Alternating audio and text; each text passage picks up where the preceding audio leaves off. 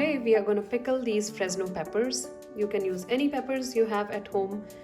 For this recipe, I have 5 large Fresno peppers, half a teaspoon of salt, a teaspoon of sugar, 1/4 cup of vinegar, and a mason jar which I have sterilized already, and some water.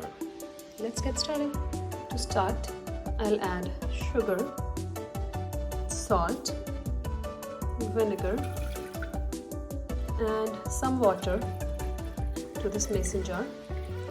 We'll just let it sit and mix by itself for a little bit. In the meantime, we will chop the peppers. So let's chop the peppers.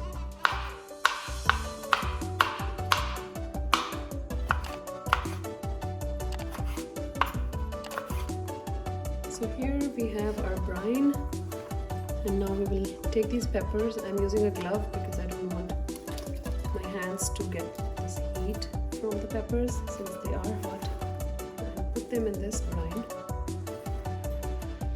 So now here I have put all the peppers in this brine.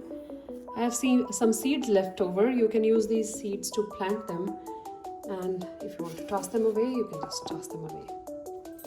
Now we'll just push these peppers down a little bit into the water. And I'm going to add some more water so it stays nicely covered. With this, guys, our Fresno peppers are pickled now. You can close the lid tightly and put it in the refrigerator. So you can use these peppers on a toast, on pizza, or anywhere you like to add some little spice. Here is one of the ways I like to use it on a cheese toast.